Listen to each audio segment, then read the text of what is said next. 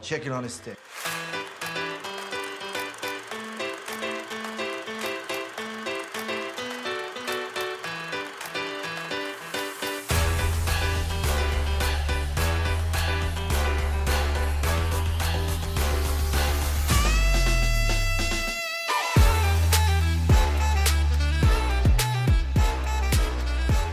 Hi, I'm Patrick.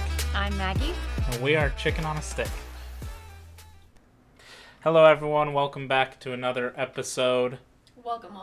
Today we're talking about one of my favorite movies. And not even just movie. Favorite, like, literally my favorite book. Right. Love the manga that was created out of it. The movie, everything to do with it, basically. And that is Battle Royale. Battle Royale. I had never heard of this until I met you. And you brought it up. And I remember you telling me what the premise vaguely was. And I was like, ooh, that kind of sounds like something I'd be interested in. I love dystopian stuff. I love the Hunger Games, like I've said before. I love those books, all of that. So I wish that I had watched it sooner until you mentioned it. Yeah, well, we'll get into all that here in a moment.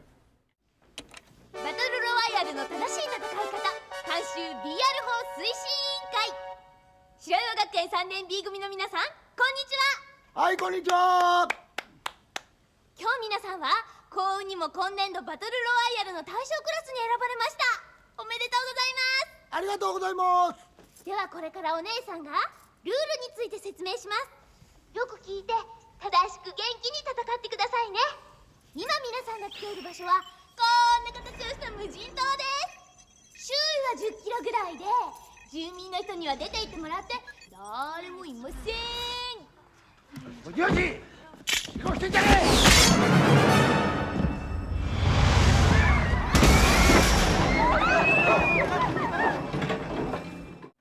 え。 Okay, so just to start off, a little sort of history for this, because it is, as you said, I introduced this to you, and I got introduced to it through a friend in high school. I was going to ask you how old you were when you... I don't know for certain the year. It would have been, if I had to guess, 2005, 6, I think 7's pushing it. Because I already knew about it my senior year. I know that for sure. So it was either my sophomore or junior year that I got introduced to this. So 2005, 2006, about roughly 5 years after the movie was originally released in Japan. And what was the first way that you... That's what I'm going to tell. I was gonna say. So I had this friend named Russell, who, him and another few friends, there was a place out in the middle of nowhere, in the town that we went to high school in, and this guy owned this store. Let's just call it a store. And this place changed what it was every, year or something. He just tried out a bunch of different businesses. At one point, it was, a recording studio where you could get instruments and it had a sound booth and everything like that. Cool. But for this case, it was a video rental place. Literally going into as Blockbuster's basically gone, not quite gone, but basically gone. Other video rental places are dying out, whatever. For whatever reason, this guy decided to make a video rental place. I have a lot of interesting stories from this place, because this is where, through the guy who owned that place and my friends who worked there, is how I went and saw Saw 3 in theaters. It was the first Saw movie I'd seen. The first Saw movie you saw was Saw 3? I'm pretty sure. Saw movie you saw was Saw 3? Saw it opening night, and then I saw every Saw movie after that opening night. Midnight showings, back when they did midnight showings. Anyway, so I went up there to just, hang out one day. I was so cool. I went to hang out at a video rental store while my friends were working. And we were sitting there. Right, Kevin Smith. And he randomly just asks me if I'd ever seen Battle Royale or if I've ever heard of it. And I was like, no. And again, this is I'm going to guess probably 2006. That's going to be my actual guess. Because I'm pretty sure we watched the entire movie on early YouTube.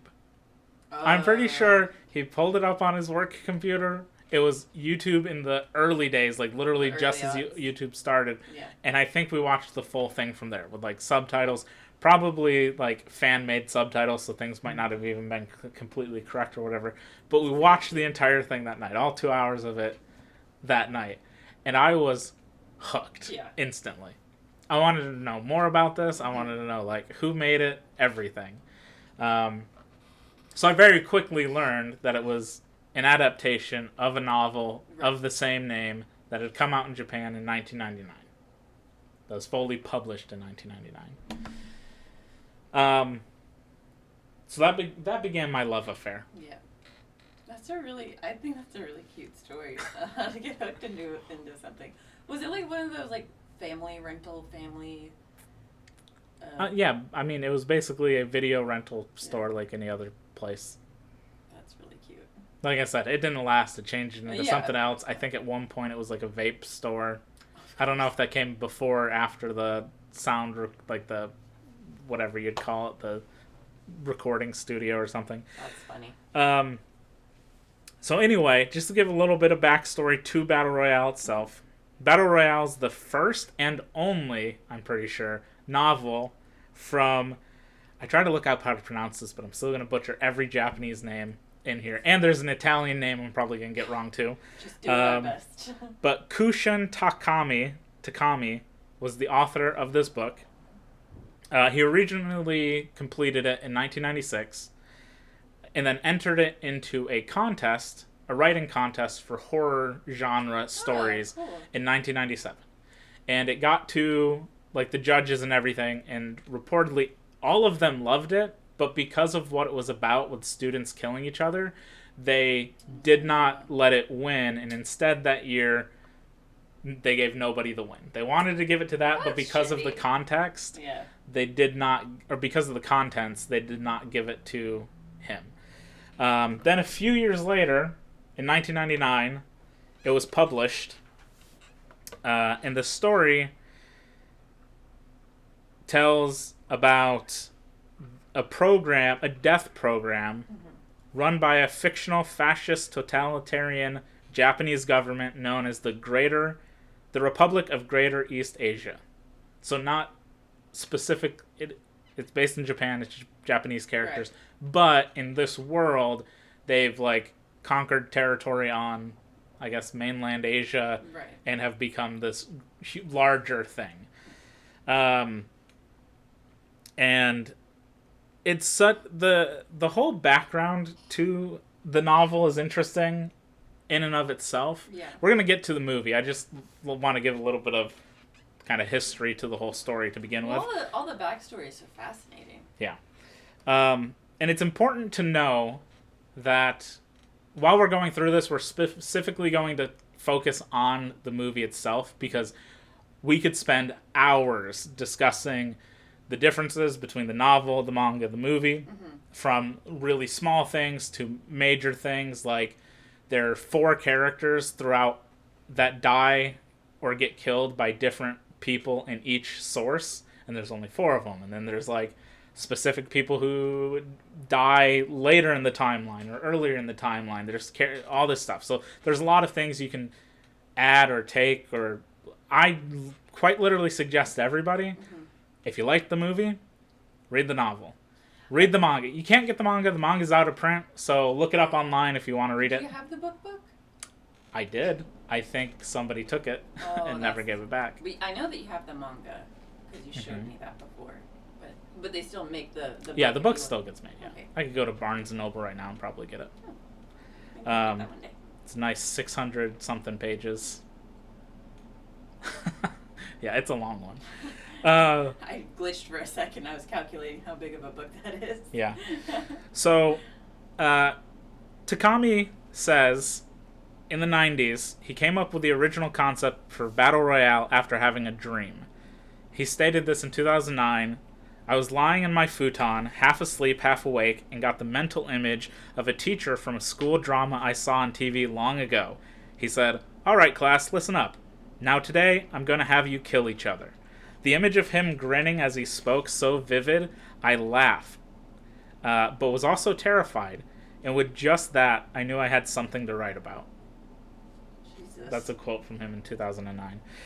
Then from there, he kind of came up with the title after discussing the concept with friends, and who said it sounded sort of like pro wrestling. They do like WWE, the like biggest one worldwide, does their like Royal Rumble, which is like last man standing. A bunch of people come in, you try and throw them over the rope, whatever. It's basically the general concept. Wasn't there something that you said earlier too about Stephen King? I'm getting there. Okay. Super tangent, by the way, Yeah. for WWE and the Royal Rumble. The first ever Royal Rumble was won by Hacksaw Jim Duggan. You know where Hacksaw Jim Duggan's from? Where? The same town I was born in. Yeah. His name is Hacksaw. Well, his wrestling name. Hacksaw Jim Duggan. Jim Duggan. Yeah. Sounds very southern. It does, but he's from upstate New York in the middle of nowhere. That doesn't sound like upstate New York to me. Anyway, back on topic. That was just a little random tangent.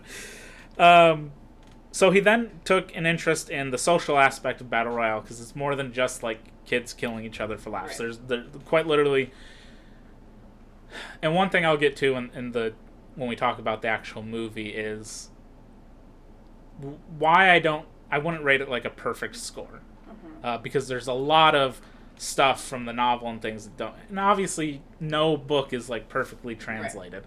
Right. But anyway, so he worked on like the social aspects of it, how you would, like, how do you make friends turn on each other, and then maybe enemies will ally against somebody and things like that. And he took a lot of that inspiration, like thinking about that, and then the world building was inspired by his upbringing in the 1960s in Japan, when there were large groups of revolutionaries who fought back against police brutality. And his depiction of the totalitarian fascist government was also influenced by his favorite Stephen King novel, The Long Walk. I thought this was so fascinating. I had no idea. Which is just another dystopian future with a totalitarian government that there's a walking contest and people die during it. My list of books that I need to read just keeps growing and growing and growing, and it's a mile long. Yeah. Like now I want to read the Stephen King book. I want to read the actual original Battle Royale. I want to read whatever might inspire something so interesting. I mean, I'll get the novel again. I just never picked it up. Because I swear, I thought I had it, and I swear I saw it at some point, and then it just vanishes. One of your friends must have saw... Almost certainly, I probably suggested it to somebody and let them borrow it, and then moved, and they moved or something, and it just kind of got lost in the shuffle. That happens. That does happen. So... immediately after this came out, again, remember, this published in 1999. Mm-hmm. Film adaptation, manga adaptation, basically immediately. The manga adaptation, which was co-written by Takami himself. Right. So he kind of took what he wrote and fleshes it out, or some of the characters out, kind of changes them a little bit to be definitely more anime, but like you said, when we were talking about manga the other day, and you for some reason think like it's for kids, it is not for kids. I don't know why I thought that. I thought manga was like cartoons, but I don't know why you think that. But like there's a lot of nudity and extreme violence in the manga. It's crazy. I suggest anybody who's into like horror, violent type stuff, or again, if you just like the movie and you are like an anime fan, or seek it out. I don't necessarily suggest buying it, because again, and especially if you are looking for like a translated version, they're out of print and a notoriously not great translation to begin with. There's a lot of things that the person who translated it contradicts himself with, like when the story's actually taking place, and some other things aren't translated right. Which is why, partially, that it's out of print, and some of those volumes go for, like, I probably bought them for maybe $20. Some of them are going for, like, $90 now. No kidding. Yeah. Holy crap. Yeah. But it's great. It's the animation for it. I say animation, but it's 2D pictures. Yeah. The drawings for it are amazing. They're super detailed and stuff. So when people's heads are like getting blown off, it is very gory. Like teeth and eyeballs and things flying all over the place. You would hate it. Oh. You'd I was so absolutely hate interested it. there for a minute. I don't think you'd get past the first volume, don't to be think honest. so? No. The first like 2 chapters and you'd be like, oh, nope. Not for me. Yeah. It's not my scene. But more importantly, the thing we're actually here to talk about, which is the film adaptation, which came out in 2000, directed, feature film with the same name, directed by a very famous Japanese filmmaker named Kinji Fukasaku. It's a cool name. Probably totally mispronounced that. Cool. This was his final feature film that he made. He unfortunately passed away during the making of the sequel film in 2003.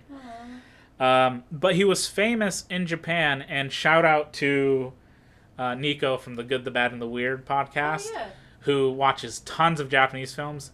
I bet you he's probably seen some of this man's Yakuza films. Most notably was a series that he did called Battles Without Honor and Humanity, which was between the 1973 and 1976, apparently. Apparently, they share a lot. I've not seen any of them, but when I was kind of looking up a little bit of information to kind of talk about all this, they share a lot of similarities in that in those stories, these Yakuza films, the action is sort of shot pretty frantically and stuff, similar to how Battle Royale's done. Right. So he definitely had like a style, and characters who are more like the good characters are sort of innocent often die out first, while as the people who are more like bad or evil kind of stand around longer. So he carried over a lot of that stuff in between. So he directed this film. It stars, most specifically, there's 2 actors in this movie who American audiences might know from other work, and one of them you know for sure, and she is I'm also thinking currently right now, like how quickly I'd be killed off under that idea that the more instantly. innocent people Instantly. Dead. You'd literally try to group up with somebody and be taken out. I'll tell you exactly who I think you'd be when we're going through this. Okay. So, but you don't outlive me. Yes. The actress that I think most people would recognize in this is her name Chiaki Kuriyami, who did Battle Royale again in 2000, and as Quentin Tarantino said in 2009, Battle Royale was his favorite film of the last 2 decades. So cool. And he took inspiration from Battle Royale when he made the movie Kill Bill in 2003. And in Kill Bill Volume 1, Kuriyami is in that movie as everybody's favorite little Japanese schoolgirl. Go Yubari! Go Yubari. Sort of as a reference to her role in Battle Royale, in that she's a school of a violent schoolgirl sort of situation. She's also in a movie. This is another kind of random tangent of films that I would suggest people watch. That is an adaptation of a very old manga I've never read, but I randomly watched the first movie and then I watched the second movie. She's also in the second Azumi movie, Love and Death. 2 really good movies back to back. Anyway, those are the 3 movies that I know her from. She is so good in Kill Bill. Yeah. So good. She's young and has this cute, innocent, she hand over my mouth giggles, but then will rip you apart literally. Mm-hmm. It's such a great character. It's so funny. Yeah. And then basically the main character of the movies, Shuya, or the character Shuya Nanahara, is played by Tatsuya Fujiwara, who would be known to more the anime fan people who maybe seek out live action adaptations of their favorite series. Most notably, he played Light Yagami in the Death Note live action versions. I keep hearing so many things about Death Note. Mm-hmm. And he was also in the live-action Rurouni Kenshin films as Shishio Makoto, who was a villain who was all bandaged up and stuff. So it didn't really matter because you probably wouldn't have recognized his face all wrapped in bandages. I never watched that, but I know that my brother marked it. We watched one of them. Did we? I think we watched maybe the first one. I think I forced you to watch the first He's one. the one with the red hair, right? No. That's the main character. That's Kenshin, yeah. Okay, yeah. No, he played a villain in, I think, the second and third movies. Anyway, basically those are two actors that a lot of more general people might know. More specifically, the one who was in Kill Bill, because that's, a Western audience. Tarantino, tons of people watch those things and like Kill Bill. So, made by Toei Company, and really Toei has their hands in so many things. Any Japanese movie I've probably shown you is Toei. Really? Everything One Piece is Toei. Their animation studio and stuff like that. The one last thing I'd really talk about before we kind of get into this is the music. To start off, the opening, when we see like the Toei Company animation, which is the water crashing against those rocks. Yeah.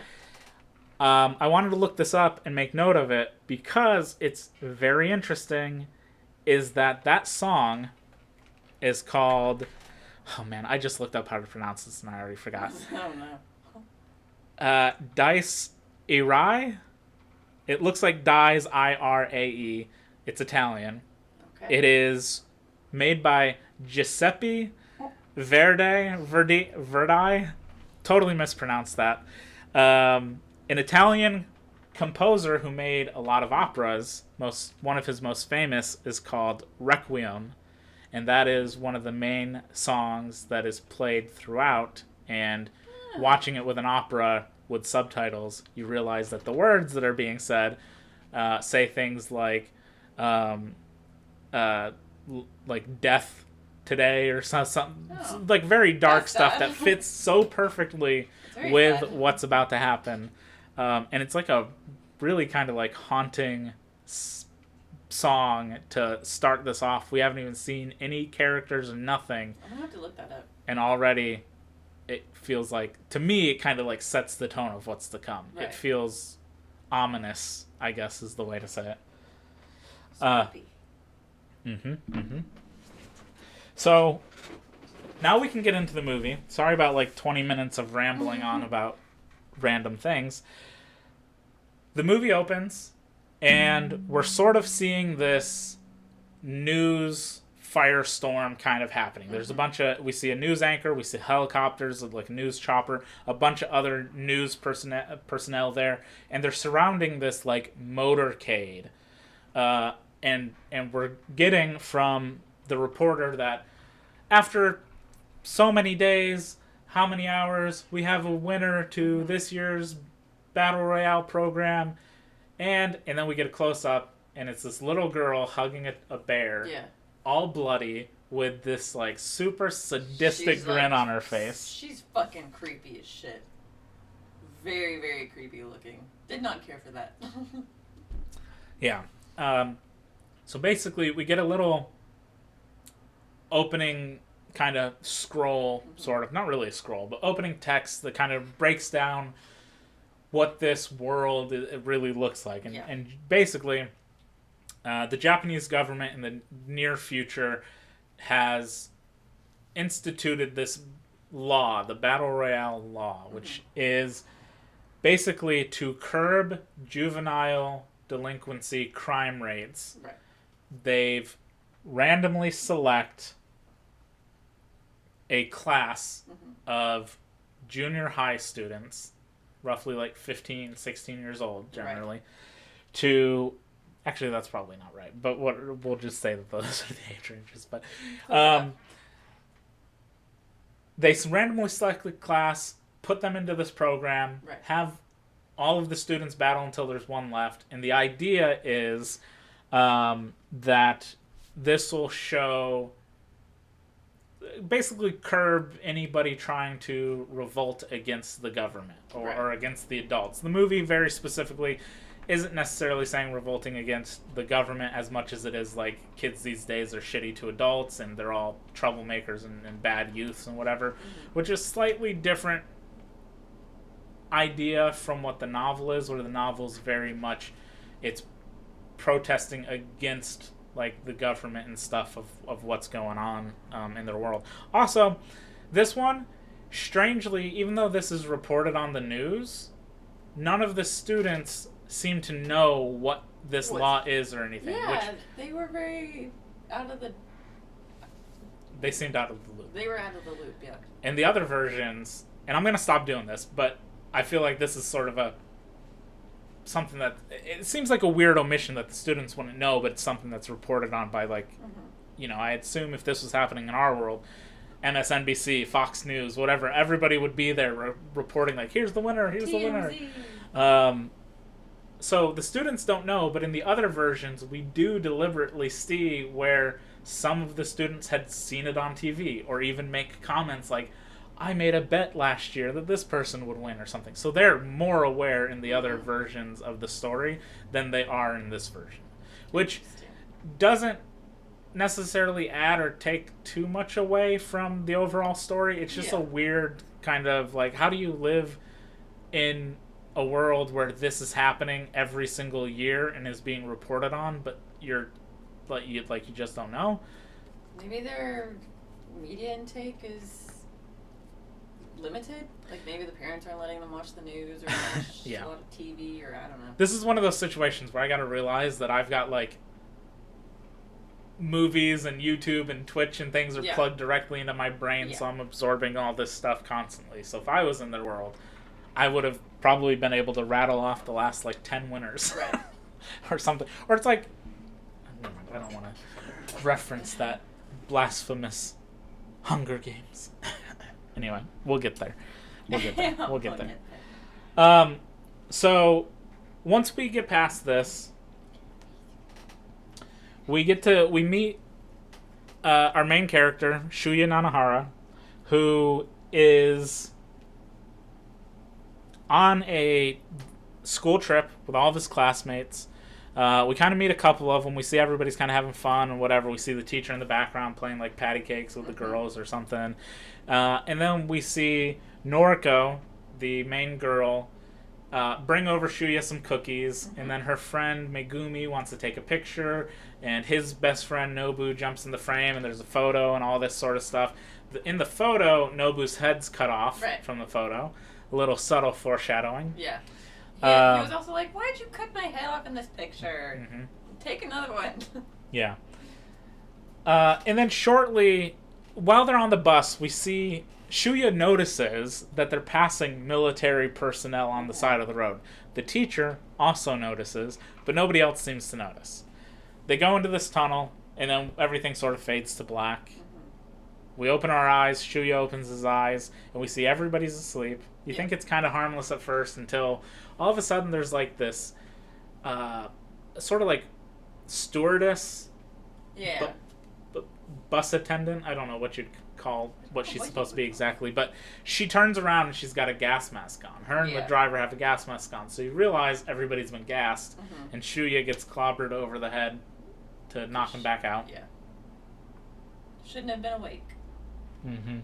We find out during all this that Shuya himself has had troubles in his past. His father took his own life, but left notes for Shuya saying, "Go, Shuya, I believe in you. You can do it." That, those sort of things. So Shuya went on to live at a foster care facility or an orphanage, which is where he met Nobu. So both of them are like orphans that live in this place. They basically are roommates. So that's why they're really close. And we get to see also that Noriko, our main female lead in this, is really kind, really considerate. She's nice. She shows up to her classroom while nobody else is there. Yeah. And we see the teacher, Kitano, for the first time, who's like, whatever, no big deal. And as they're both leaving the classroom, Nobu comes out and slices the back of Kitano's leg with like a little pocket knife thing. And Noriko picks it up and hides it behind her back. and Kitano doesn't really react to her or anything, just washes off the wound and walks away. Which is also sort of setting up this weird dynamic that is going to come into play a few times throughout the film.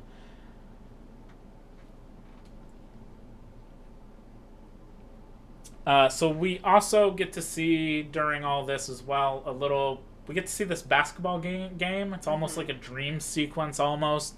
We see it time and time throughout this movie where there's a basketball game. We see all of the classmates that we're going to see throughout this film are there being cheerleaders, just watching, playing, all that sort of stuff. Every single one of them's there. And we jump back to that a lot throughout the movie just to show the simpler, happier times of everybody's lives. I think it was also to kind of pull you back into seeing them be more humanized, or seeing them, when in your life you would never think that you would be in this sort of situation. So you're maybe almost taking for granted the easy, simple things. I feel like that could be an idea Could be. of what that was. So once they all wake up, they're in this sort of like dilapidated classroom.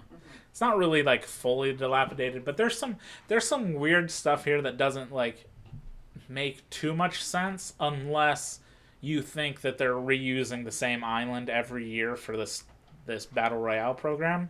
Because they wake up, Kitano walks in, their former 7th year teacher, as he says, and behind him is a bunch of military, a bunch of soldiers with guns, all there, kind of yelling at them, pushing them, getting them all in place, that sort of thing. And during all this like chaos that's sort of going on, he sits them all down and goes, "Do any of you know what this BR law is?" Right. And they're like, "No," which is the part where I'm like, that doesn't really make sense. Yeah. But whatever, no big deal. He explains to them they're all on a deserted island, and basically they have 3 days. They've got to kill each other. Last person standing. As a way, because all these kids are shitty to adults, this is their punishment. Yeah. During this, Nobu gets up and kind of, because him and the teacher have had their history of Nobu like stabbing him and all this stuff, tries to sort of like yell at him, gets pushed back by the police, the military. Noriko gets shot in the leg at one point during this, so she's got a little bit of a wound from all the crazy going-ons. And while they're watching this video that Kitano turns on for him, which is very upbeat, very happy, explaining to them like the rules, that this island has been evacuated, this is the part that confuses me, because they say the island's been evacuated. Okay, a lot of the buildings and stuff look really run down. Right. There's a lot of vegetation overgrown everywhere, so it's like, has it been evacuated for many years, or did they only evacuate it for this 1 year? And if so, man, the people who live here are not taking care of any of their buildings. Is that the video that has the lady that's like she's like throwing peace signs, and she's being real cute, and she's like cosplaying like a soldier a little bit, and she's just like, she's supposed to be like upbeat to get them in the mood to murder. We're so excited to have you here. You're gonna all die. Like, oh my god. I like when she explains that the island's been basically they've got a grid on it with different squares, and at 12 and 6 p.m. a.m. and p.m. they announce new locations that are off limits, and if you're in those off limit zones, your collar that you have on will activate and detonate, and boom. Did we bring that up, the collars, before? No, I'm just mentioning them. Oh yeah, that the way that she goes boom, like a little anime character, is hilarious. Yeah, like it's so fun. So now all of the students are aware that we very much see all of them like grab their collars at this point to be like, oh shit, this thing can explode. And during this, we see Kitano do a couple things. One, early on, there's two girls kind of talking to each other, and he throws a piece of chalk at them and says, "Stop talking. Like, pay attention, stop talking." And during the video, he hears somebody else whispering, and this time, he throws a knife straight into her forehead. Just really great aim, I guess. Yeah. That part, like, really kind of took me back. That was where I realized that I don't like this guy, and he's a little too nonchalant about this whole situation. And this is an interesting and worthwhile note to talk about from the difference of the versions of this story, is that each story has a teacher. Okay. Or air quotes teacher, a person running the program. Right. In the movie, it's Kitano, who was their previous teacher from like a year ago. Right. A year or two ago. And so he knows them. He knows all of these students on a sort of personal level. He's kind of has a vendetta against Nobu. He likes Noriko because she was always nice and kind to him. In the other versions, the novel has a different guy who's running the program who has no connection to any of them. The manga has a different guy who has no connection to any of them. The manga is the most sadistic and fucked up one of all of them. And this one is... He's not as fucked up. He does kill two students, but... He's pretty fucked up. The program head running guy kills two students in each one. Both... Fujiyoshi, she gets a knife thrown into her head in each one, and Nobu gets killed in each one, although he does not get killed the same way in each one. Interesting. In the movie, after all of this has been done, and Noriko's been shot, Nobu kind of runs at the teacher because he's got a crush on Noriko, so he wants to kind of protect her, and he gets grabbed by one of the military guys. Yeah. And just to show, like, don't get out of line or else, Kitano holds up a remote control, presses a button, and Nobu's collar starts to activate. And while he's running around, because now everybody understands that this, like, your collar can explode, he's being pushed away from everybody, and then we get the scene of him yelling, "Shuya!" and Shuya yelling, "Nobu!" and then his collar explodes. Oh, I don't like that. And his throat... Ugh. projectiles, blood. Lots of blood spraying out. I don't like that. I don't like that version. At this point, this is what I was talking about, like the foreshadowing a little bit, which is the photo. Shuya picks up the photo again and looks at it. Yeah. And we see Nobu's head's cut off. His neck got exploded. And specifically where his head is cut off is now like a bunch of blood over the side of his face. Oh, yeah. So that was just a little... fun little thing in there.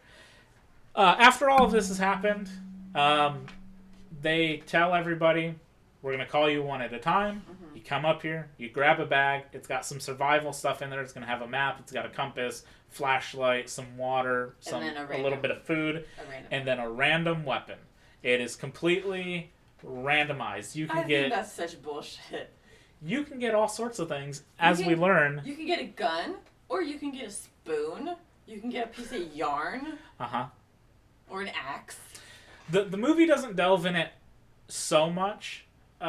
We do see Shuya and Noriko get probably the worst things out of everybody, and that Shuya gets a pot lid, and Noriko gets binoculars. Like, why is that even an option? I can't use that. What are you gonna use the lid for? The binoculars seem a little bit useful, not necessarily as a combat weapon, but you could like get up high and look somewhere. The pot lid, nothing. Nothing. In the other versions, Noriko gets a boomerang, which is also probably just as useless. Actually, I don't know how to work that. It's probably more useless than the binoculars, to be honest. But yeah, we see a couple things, like somebody does get a paper fan, but that's like very small. A lot of the times, we see mostly more useful weapons that people got. There's quite a few guns, a GPS, a sickle, some knives, taser, poison, which we'll get to. So generally there seems to be mostly useful things, but there was a few things that you see here and there that are just like, And well, then that a sucks. pot lid. Yeah, the pot lid is by far no. Well, I take that back. The paper fan is definitely the worst thing that anybody would have got, Yeah. but it is shown for 2 seconds before the person trades up for something better. But the pot lid is definitely like They couldn't give them awful. a pot and the pot lid. It was For just what? What's he gonna do? I don't know. I could have hit someone over the head with a pot, I guess. and then I don't know, whack them with the pot lid, but I only the guess. pot lid. That's I shitty. don't know. So at this point, everybody's leaving one at a time. A couple of like the friends are like, "We'll be with each other. We'll meet up." Yeah. All that sort of stuff. You know, boyfriends, girlfriends being like, "Bye, I'll meet you out there." During all this, we have seen 2 unknown figures in the back of the room. Mm-hmm. They get introduced at this point when they get called. Boy number 6 is Shogo Kawada, and he comes up and he comes running out, gets a bag, leaves.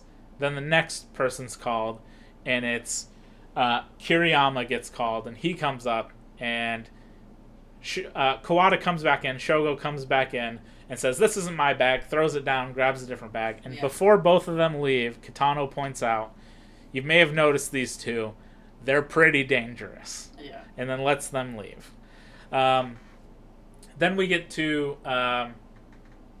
Shuya leaves, and Shuya goes outside, and Shuya, since he's our central character, we're following him.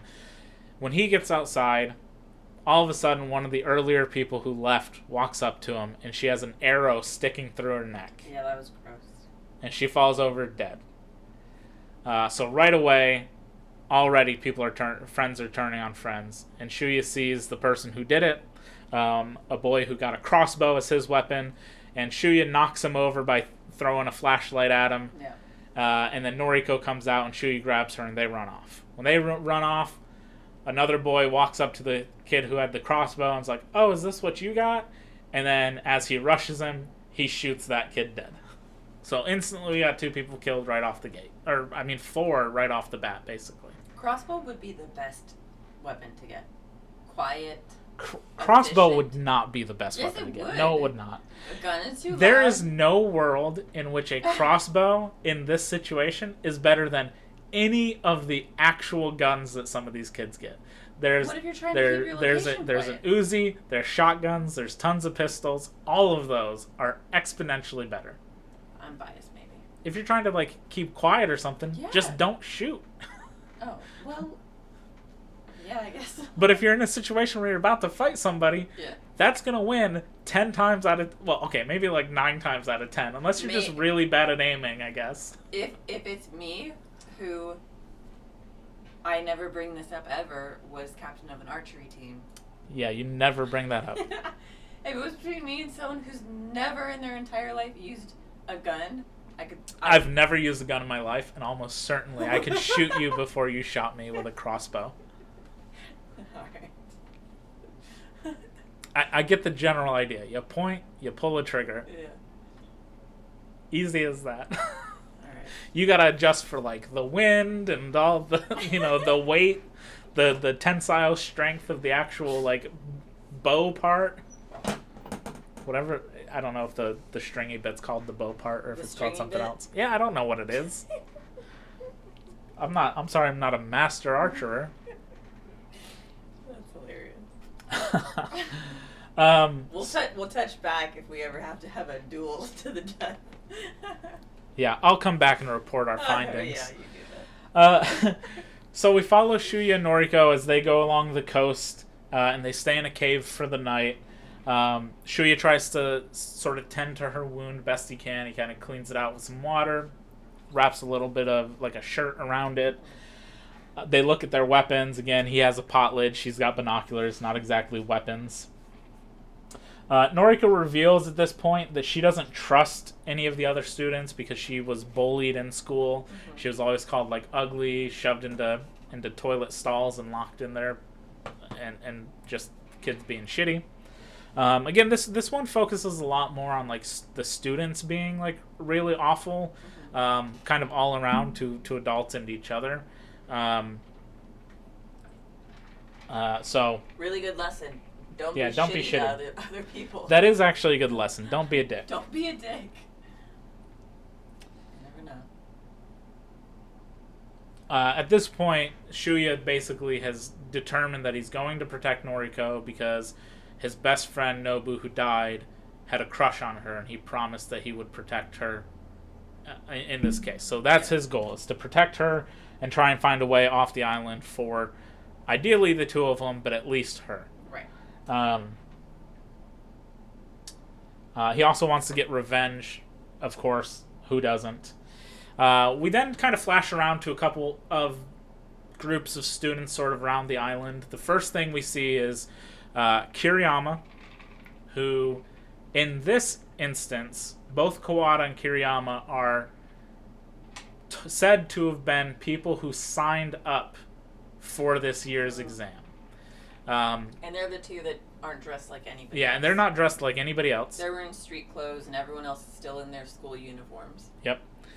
Kiriyama has wandered into a group of 5 other students, 4 boys, 1 girl, and we're told, because the military's monitoring this, and they've got trackers and all of the things, so they know what students wear, and they very much say, oh, Kiriyama's been cornered by this guy's gang. And when they get there, this is where we see Kiriyama got a paper fan. They kind of make fun of him for it. They're pointing an Uzi in his face and some other weapons. And they're kind of pushing him around. And just before they're about to shoot him, he manages to grab the arm of the person who's going to shoot, spin him around, shoot all 4 of the other people. Yeah. He kills all 5 of them just like that. Badass. Badass. Badass. I'm pretty sure at some point when I was first getting into this and looking it up, because I want to know ooh, have these actors done anything else, because it's been 5 years, 6 years at that point, that this actor who plays Kiriyama, I'm pretty sure I read an article that said that he was Japan's Johnny Depp. Japan's Johnny Depp. Yeah, I very specifically remember that because it seemed like such a weird thing. But That's again, very Johnny specific. Depp is huge, and I guess the thing is he's kind of eccentric and attractive, I think, is sort of the thing. He's eccentric. Interesting. So Kiriyama kills all of them. He then takes the guns for himself. He picks up some nunchucks that somebody got and just kind of drops them what the fuck would you do with these? Man, just once in my life I want to use nunchucks. I've used nunchucks. Did you hit someone? I definitely hit myself.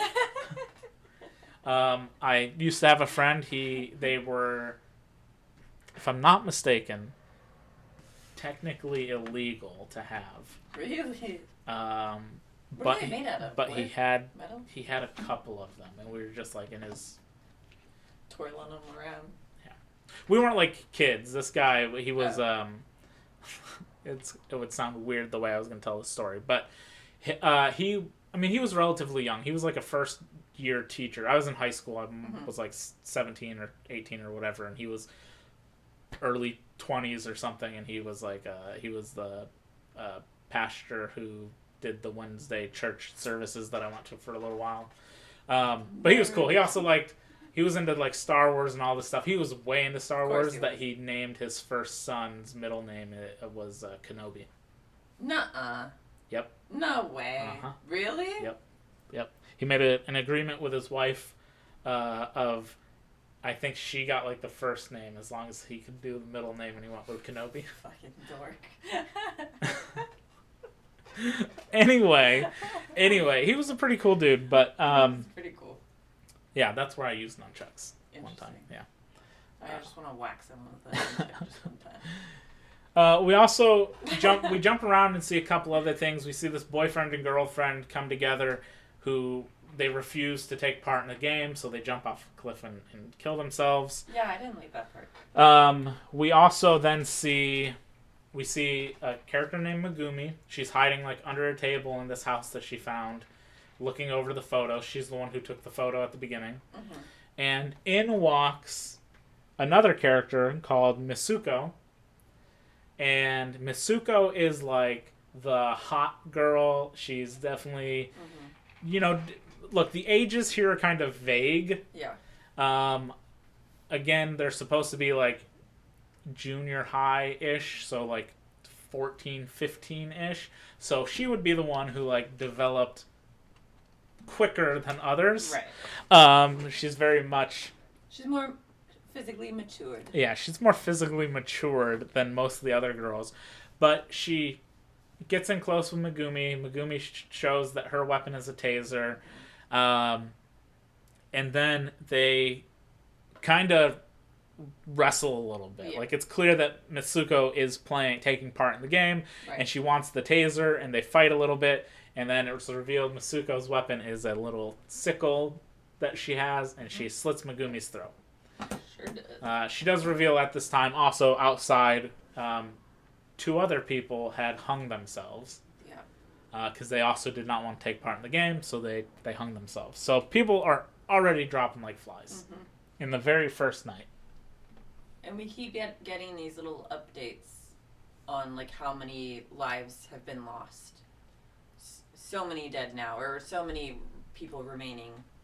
Yeah, we'll get to the next morning, and that's where the morning announcement is. It's like, hey, you all did pretty good. There was like 7 people who died last night, and they list off all their names.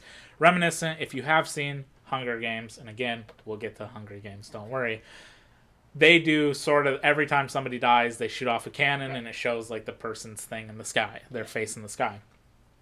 In this morning, we see Shuya and Noriko kind of getting out of the cave. They're writing down where the danger zones are so they can avoid it. We do see Mitsuko again putting on her makeup. This, to me, is symbolism of her, how like superficial she kind of is. That she's putting on this mask to hide who she really is. Very self-involved. Unfortunately, and we'll get to it a little bit later, she is one of the characters that I think gets kind of shorthanded in the film adaptation, because there's a lot we get just like the surface level knowledge with her character, and you miss out on a lot that they did not adapt into this story. So while they're going off, while Shuya and Noriko are running away, they get ambushed by one of the students who jumps out with a hatchet and tries to attack Shuya. His pot lid comes in handy. He blocks the attack. The 2 boys roll down the hill, and as they stand up, the attacker, his hatchet is now embedded into the top of his head. Yep. And he falls over dead. Thanks, Potlid. You finally did something. Not too soon after this, another boy comes right out of the woods saying math equations, because he's supposed to be like the smart one, and he's trying to say math over and over again to keep his sanity, obviously not working. No. He's holding Shuya at gunpoint. They're trying to reason with him, and just in time, Ex Machina, here comes Kawada with his Spaz 12 shotgun. Yep. Killing the boy with the pistol. Taking the pistol, holding Shuya and Noriko at gunpoint, taking the hatchet out of the other boy's head. Just kind of collecting weapons. Yeah. Again, making it well. very clear that he is dangerous and a threat. But he kind of leaves Shuya and Noriko alone when they don't have any sort of weapons that would be useful to him. But just as he's going to leave, they all hear some girls screaming over a megaphone. And they kind of go up to a ledge and sort of lay down so they're not just kind of standing out in the open watching. And Shuya wants to run over to them because they're saying, everybody, let's not fight. Let's all join up together. We don't need to do this. And Shuya's like, that's the best idea. And Kawada holds him down and goes, no, you idiot. That's a dumb idea. And Shuya yells out to them. They realize it's Shuya. Everybody in this class has a crush on Shuya. Right. I can relate. I had the same problem. Did you? No. As they're doing that, Kawada's making the good point of like, this is silly. They're drawing attention to themselves. They shouldn't be doing this. He shoots his shotgun into the air to try and get them to stop. They don't stop. And at this point, it's too late. Kiriyama walks up behind him, sprays them down with his Uzi that he's got, like a MAC-10 Uzi or whatever it is. And just to add insult to injury, to again make him seem like even a more terrible person, he takes the megaphone, makes sure it's still working, holds it up to one of their mouth Yeah. and shoots them on the megaphone. I didn't care for that. It's crazy. That was pretty fucked up. We get another update again at this point. Kitano is doing another update. While he's doing these updates, there's always like cheery music happening, and he's trying to be upbeat. He's sort of like positively reinforcing them. Like, you're doing an excellent job. Here's the deaths. Keep it up. You can do it. Like, very, very positive reinforcement, basically, to murder your friends. So he tells them the more danger zones, all that sort of stuff. We see that Misuko runs into another girl, one of the girls she knows, but this girl doesn't trust her. Yeah. The girl does say the creepy line that you didn't like, where she's like, I saw there was a tampon in the toilet, and Megumi wasn't on her period because I checked. What the fuck? It's very weird. I did not like that at all. Why are you such a fucking weirdo? And to a dead body, nonetheless. Jeez Louise. So she knows that it was her, and she's holding Mitsuki at gunpoint, but Misuko uses the taser to get the gun out of her hand. They fight. Misuko gets the gun. The girl tries to run away. Misuko guns her down. Is there any part of you that's a little bit curious about what it would feel like to get tased? No. I mean, I've been like electric shocked before, but I don't want to be full on tased. No. I'm a little curious. Yeah, we do. During that, we do get the girl does call Mitsuko out for sleeping with all the boys. Yeah. And Slut shaming. And sleeping with older men too. I don't. Yeah, I guess slut shaming her kind of, but I think it's supposed to tell you that she prostitutes herself. Yeah. That she does some sex work, and again, she's one of the characters that I think kind of gets shafted in not telling her full story, because there's quite a bit more to it that they touch on. They show a little bit too, but it's much deeper and quite a bit darker in the other adaptations. Interesting. Noriko's getting infected. Her bullet wounds kind of get infected, so Shuya wants to find some medicine. As they're going, they run into this building. They run into Kawada again. He takes them in.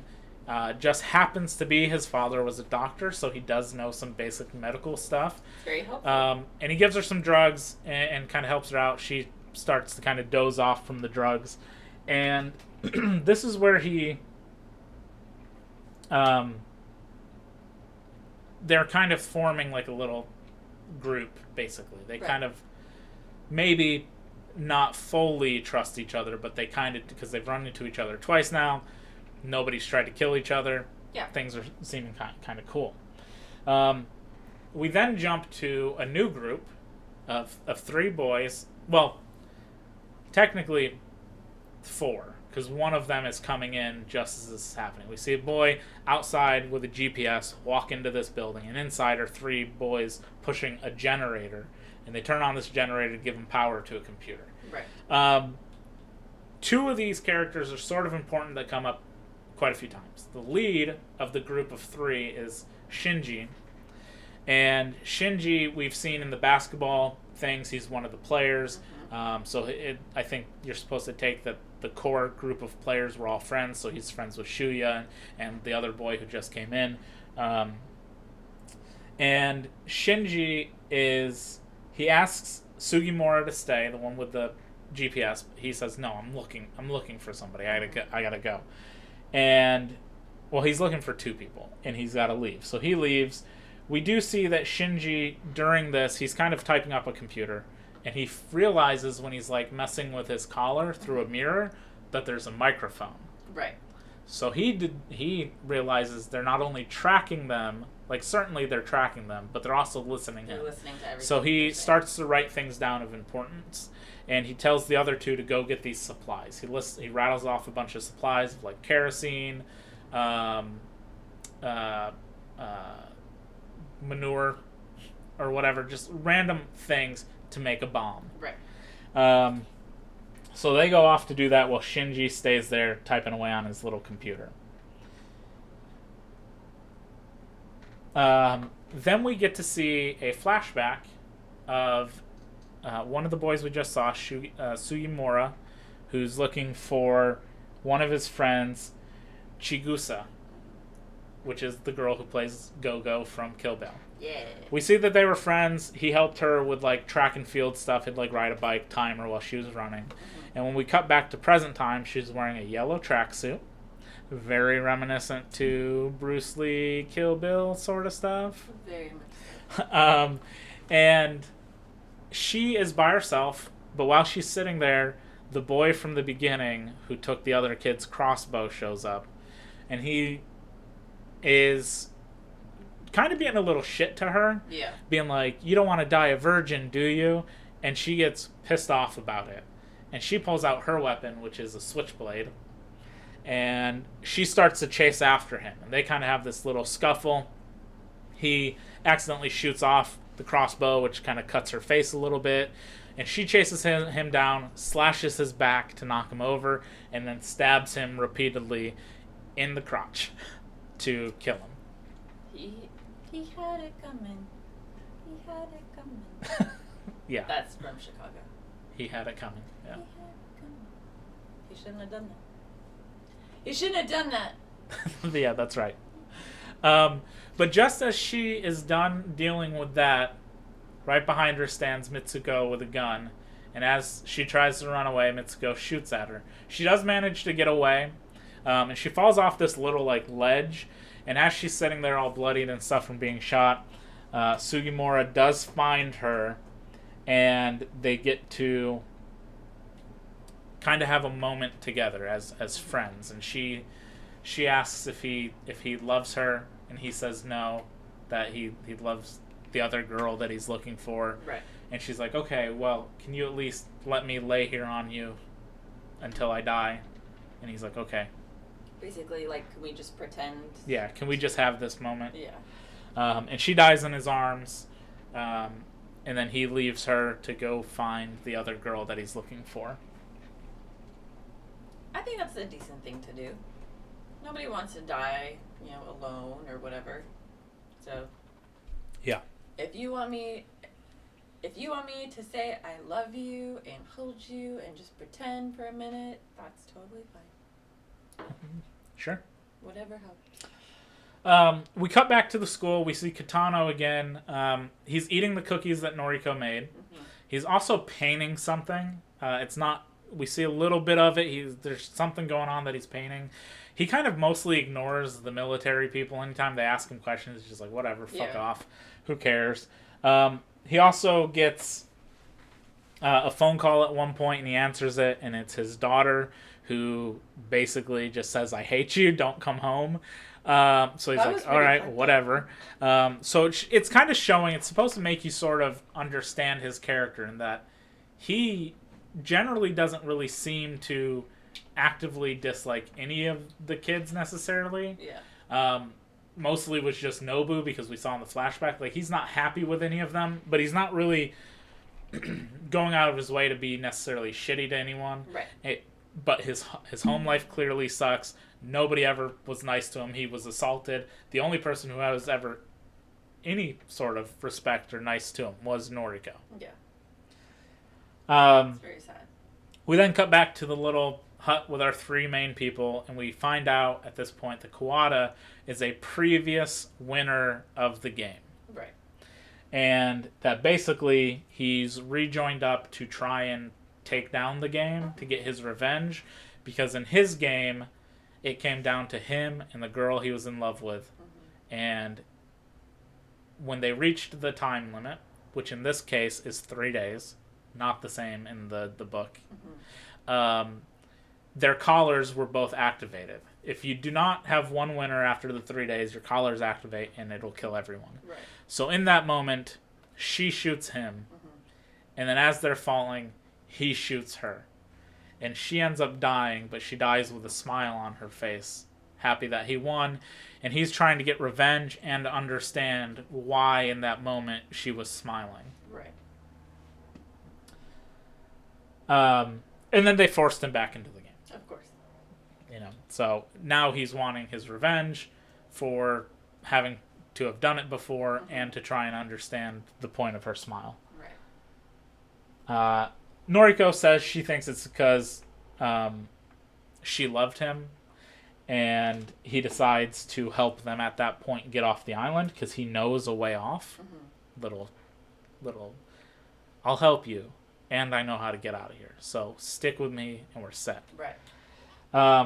We hear some gunfire outside, and they kind of look through their windows, and there's a guy on a bicycle with a little helmet running away from Kiriyama, the main guy killing everybody. At this point, he's killed like 7 people, I think. Right. 7 or 8 people at this point. And he shoots the boy, and then kind of vanishes, and we find that the boy was faking it and is laughing, and he reveals that his weapon, again, not a weapon, was a bulletproof vest. Useful, not a weapon. Not a weapon. Just Kevlar. And as he's laughing, thinking that he got away with it, he hears something, and he looks up, and on the roof of the building now is Kiriyama, who, off of someone, picked up a katana. He unsheaths the katana in a cool-looking shot. It was pretty cool. Standing up there, just unsheathing it, and then he jumps down and cuts the guy's head off. Yeah. And while he does that, one of the characters knocks something over inside the building, so now he knows there's somebody inside. Right. And he starts shooting and stuff, and nobody's hitting anyone, and then there's kind of silence for a second, and then crashing through the window comes the kid's severed head with a grenade in its mouth, and it explodes. Shuya decides, I'm going to go distract him. Kawada, take Noriko, get out of here. I'm going to distract him. Shuya runs out there, takes Kiriyama's attention, runs away. The other 2 go out the back. And Shuya's getting shot at, and he jumps into the water. He does get hit by a couple bullets while he's going into the water. At the same time, we see Sugimara shows up to help, pushes Kiriyama to the side, jumps in the water after Shuya. Kiriyama just kind of shoots randomly into the water, see if he gets anyone, and then goes, alright, I'm not going swimming, so he leaves. Peace out. We see Shinji again. They got all the supplies, and he talks that his uncle had taught him a lot of things, like worldly things, like how to hack and to make a bomb and all this sort of stuff, because his uncle, again, kind of trimmed down from other adaptations, but his uncle basically like a revolutionary or stood up to the government, that sort of thing, so he taught him some stuff. And they're going to be making a bomb with this stuff. That's the big reveal, is that we're gonna escape. We're gonna bomb the control room, basically the control building, the school, and when their systems are down, we're gonna jump in the water, swim back to shore. That's the plan. Now we cut to arguably the best scene in the movie. Arguably. We get to a lighthouse. Bro. Shuya wakes up in the lighthouse. There's a girl there. And she very cheerfully is like, oh my god, you're awake. I'm so happy. There's 5 of us here. They're all my friends. I trust everybody. Sugimara dropped you off here, and then he said he was leaving because he's looking for someone. Yeah. And we're about to make food, so we'll make you some food. This is great. I've never touched a man's body before. Oh, yeah. Which is so funny. Like, that was hilarious. Just a weird, innocent thing of like, I bandaged you up. I've never touched a boy before. And it's like, did he need bandages down there, or were you just curious? He was curious. He's like, well, I'm here. But she does say that one of the girls, Yuta, doesn't trust you because she was there in the bushes when the kid with the hatchet died, and she thinks that you killed him. Right. And he goes, no, that was an accident. And she's happy to hear that. She's like, great, but I'm still going to lock you in the room just so that she feels safe, and we'll sort everything out. I'll talk to her. She goes downstairs. We see basically 4 girls, I think, at this point. One of them's cooking.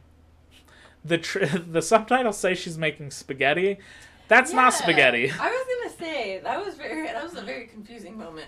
To be fair, this is the version we watched was a U.S. Blu-ray release from I don't know, like let's say like 2015 or something. I don't know exactly when it was that it came out. So the translation is probably one of those things where it's like, really, she's making some sort of like ramen type dish that's dish, not a common thing in America. Yeah. So for Western audiences, Spaghetti. they like spaghetti. It's spaghetti. It's spaghetti. If you have ever had spaghetti that is basically then filled with just water, like a soup, tell me about it. But I don't know spaghetti. I think spaghetti and broth is just ramen. There you go. That's the word, broth. Yeah. Yeah. Like, Well, it's also like a different type of noodle or whatever. Yeah, but yeah. it's very clear it's like a ramen Yeah. sort of dish of some sort. Spaghetti.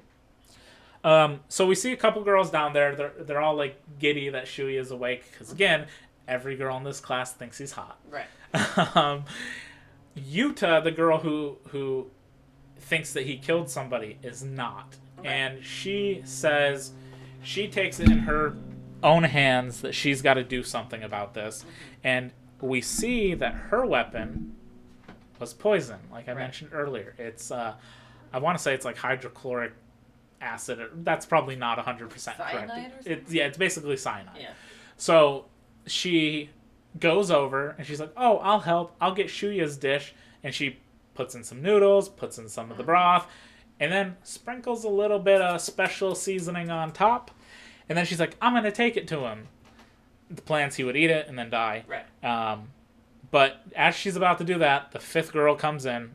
This girl is just like on vacation. I don't know if she was a lookout or something, but she's in like a tracksuit. Like she just was running around the lighthouse, like getting her morning exercise. Her leisure outfit.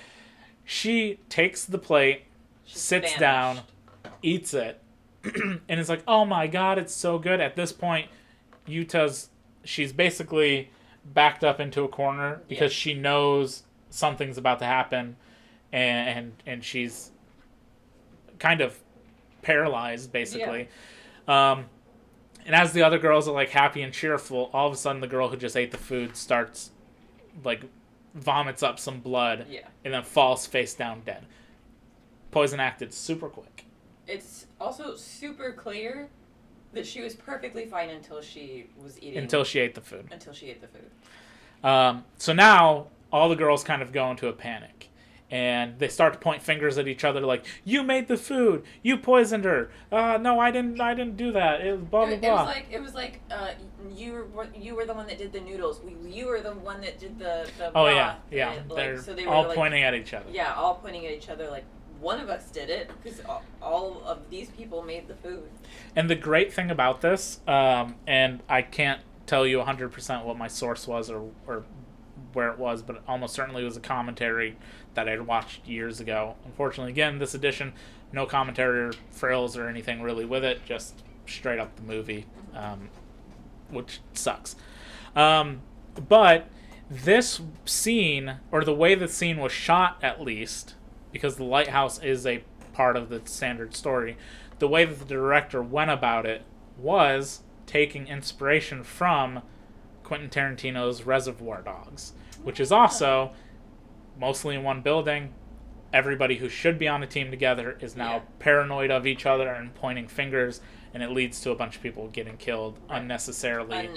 Even though the one person who seemed like the meekest and weakest is the person who basically caused it all. In Reservoir Dogs, it's I want to say Mr. Orange, I think, who comes in and he's wounded and he's dying, who's the undercover cop, but the other people trust him. Well, Mr. White specifically trusts him and all that, and it goes from there. In this case, Yuta, the smallest, like, meekest, weakest kind of looking girl, is the one who did it, but nobody's pointing fingers at her. They're all pointing fingers at each other, and it leads to one of them, a couple of them grabbing guns, everybody shooting each other, and then the last girl pointing at Yuta and going, "It wasn't you, was it?" Yeah. And then another girl dying shoots her before she can do anything, and they're all dead other than Yuta. Also, small note, if you've never watched Reservoir Dogs. Spoilers. Spoilers, go watch it. Reservoir Dogs is my favorite Tarantino movie. It's a great movie, but it's not my favorite Tarantino movie. It's my favorite. It's pretty good, though. So, if you've never seen it, go watch it.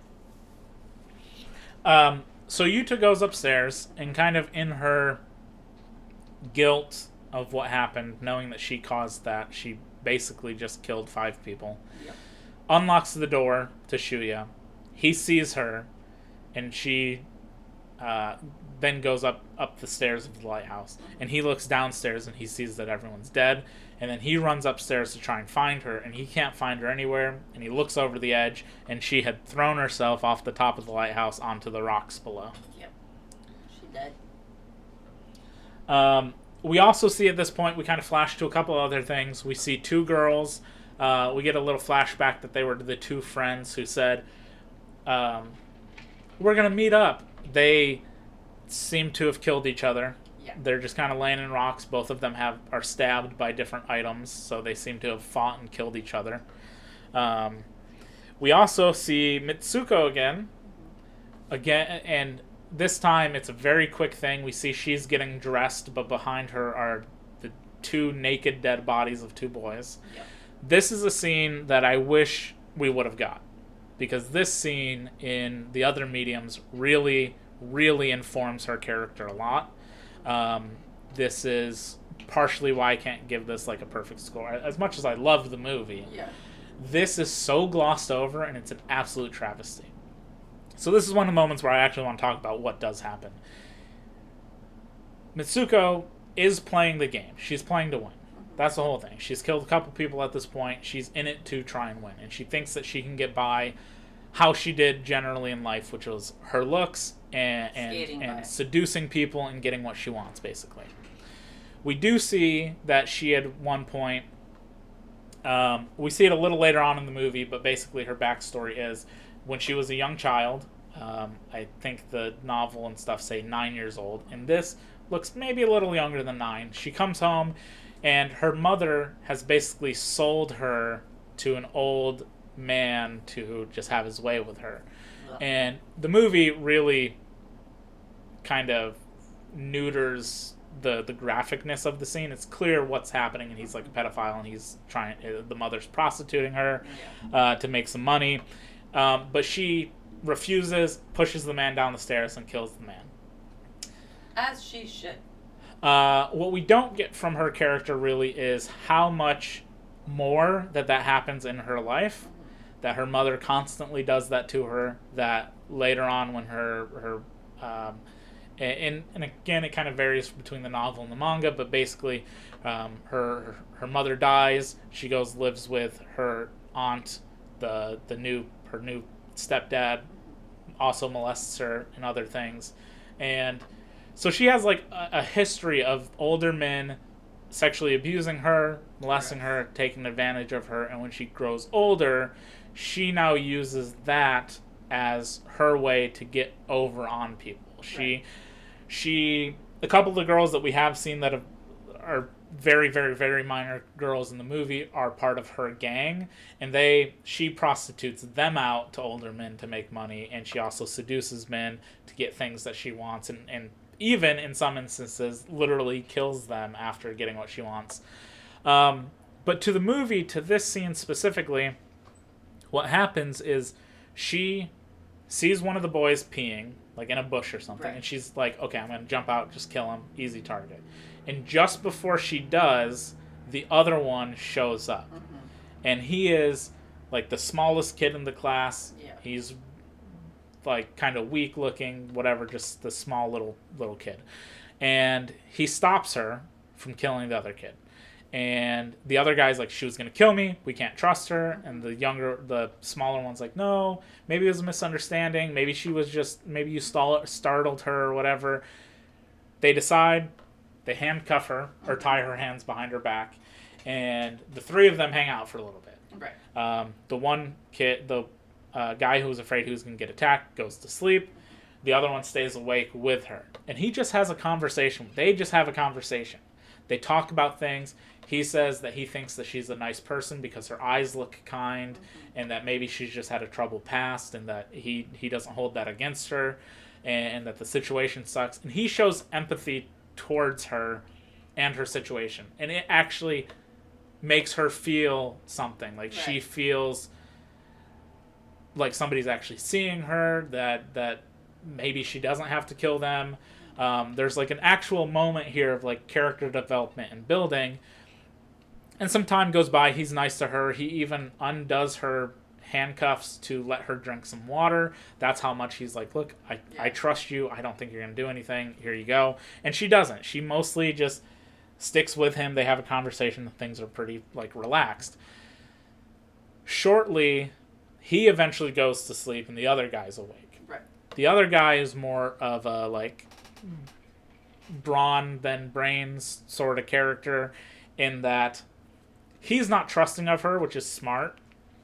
But she easily goes to what she knows and starts to like seduce him. Right. And he's like, hey, maybe we can, while he's asleep, but we shouldn't do it right here. We should go over there somewhere. Right, yeah. And she kind of gets out of it, gets her hands undone, and then tries to attack him again. But in the, they kind of make noise and stuff. It wakes up the other guy who gets up, and he holds them at like gunpoint, like, what is going on? And she tried to kill me. No, he was trying to rape me. And he's like, both stories could be true. Like, I don't quite know either of you well enough to really know one way or the other. And in the middle of this, there's like a distraction, and the one guy, the brute guy, goes to try and get a gun to shoot her, and as he shoots her, the other boy steps in the way and takes a bullet for her. And while he's going down, and now the friend is like, oh no, what did I do? She kills him. Depending on which version you read, depends on what she kills him with, but beats him with a baseball bat until he's dead, basically. And then goes over to the other boy and is sad that he's dying because he was so kind to her, like the first person to ever be kind to her, basically. And as he's dying, she shoots him to put him out of his misery. She doesn't want him to die slowly, so she shoots him to put him out of his misery. Again, if you read the manga, there's a little bit of some weird sex shit that happens in the middle of there because... What happened in the Hunger Games? Which part? Shooting someone to put them out of their misery. Yeah. Well, in the manga version, she starts to have sex with him while he's bleeding out.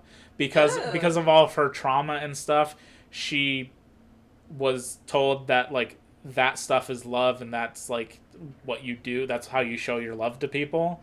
So she's, like, trying to make his pain go away by being physical with him and showing, like, she cares and stuff, even though it's just making things worse. And then when she kind of snaps out of it, she just kills him. Because he keeps asking her to stop and not do it, and then she eventually just kills him. That's the manga version. Again, the manga is way more graphic and sexual and bloody and violent. It's great. It's great. So yeah, again, I think Mitsuko kind of gets the short end of the stick because her character is very deep and layered, and they kind of, I'd say neutered her, but it's just they don't give you the chance to really empathize or understand her character completely. And a lot of the characters get this. Most of the characters in the other mediums do get a chance for you to know who they are. You get to basically empathize with all of the characters to some degree. You get their backstories a little bit. You get to understand why they're doing what they're doing. Motivations and things are changed. In the novel and the manga, both Kiriyama and Kawada are not strangers these people don't know. Kiriyama is a member of their class that all of them have known growing up, but they don't cover this in the movie at all, but as a young child, he was in a car accident, which damaged his brain, which made him get a partial lobotomy, which made him not feel emotions, which is not a real thing. That doesn't really exist. That's not something that can actually happen. But yeah, he's basically doesn't feel any sort of emotions. He's also pretty much a virtuoso at everything. He's got like a genius level intellect. He can pick up anything practically instantly, and once he masters them, because he doesn't feel emotion in any sort of way, he just, like, he'd master the piano and then be like, all right, I've mastered it, I'm done. So he's lacking empathy in anything, and that's why during the game, he doesn't play the game because he wants to win. In the novel, he plays the game because he's bored. Why not? Just because.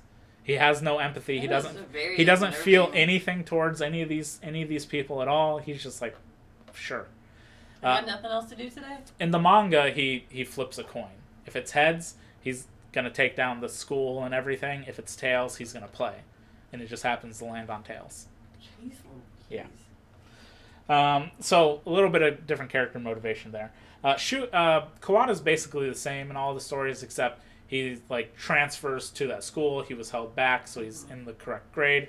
He just notices that like, oh shit, I'm going into this fucking thing again. Right. Now back to the movie. From here, we kind of see Kawada and Noriko. They're in like this little hut. Noriko's like, I gotta go look for Shuya. She runs off into the woods, and she comes up to Mitsuko. Mitsuko's holding a gun up, and she's about to shoot, but something scares her away. Right. Behind Noriko is standing Kitano, the teacher, with an umbrella, and he's just like, hey, how are you doing? He's like, yeah, I just want to be sure you're okay.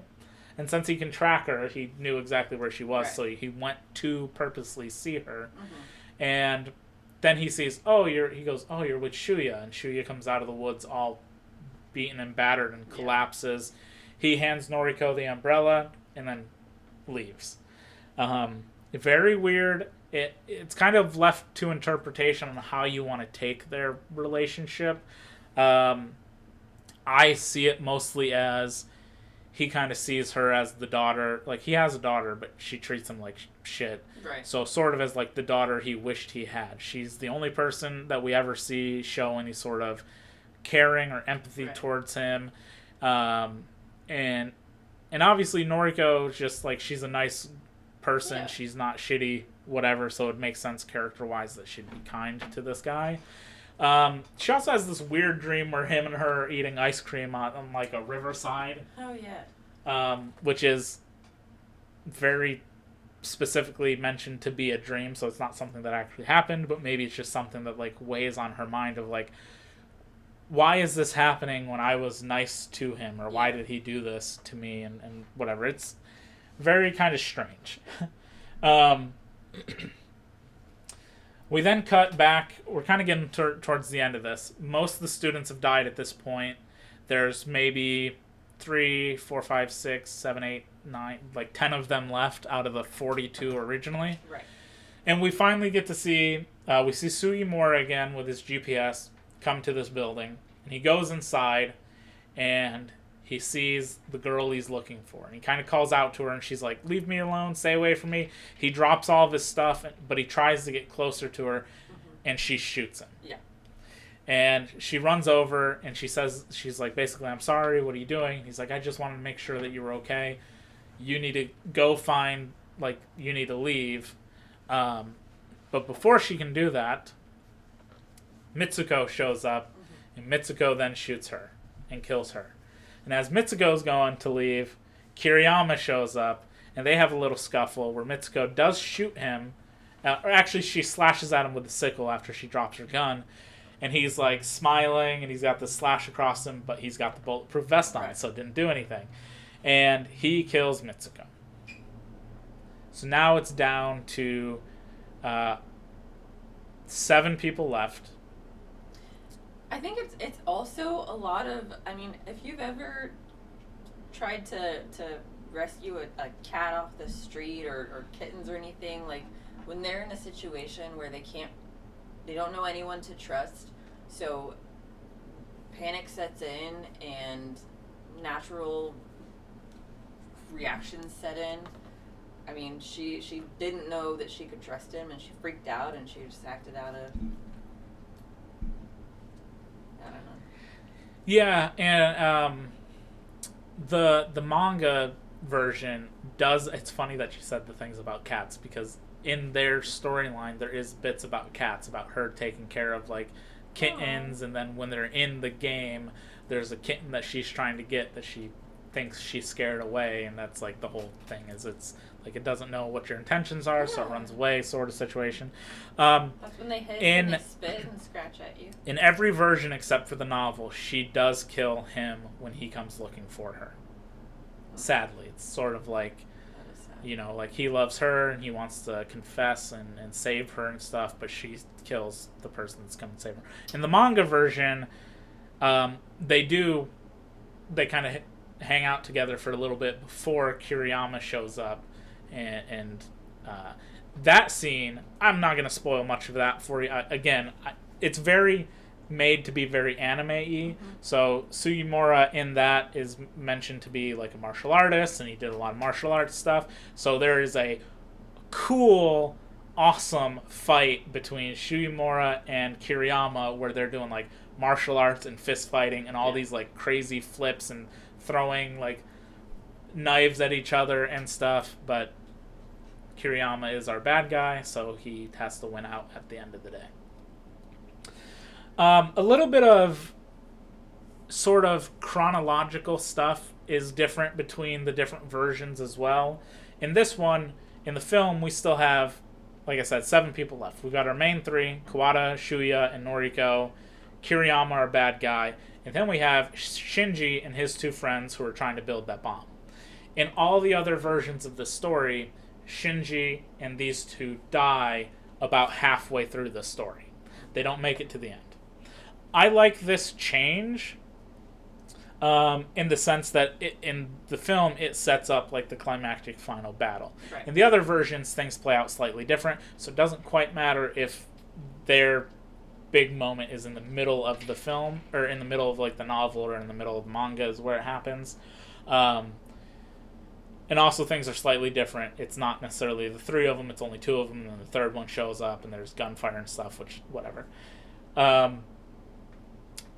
Also, one of the things that's very different that I wish was kept from the novel to the film is, in the film it wouldn't necessarily work 100%, because in the film Kiriyama's not the head of this gang in this classroom.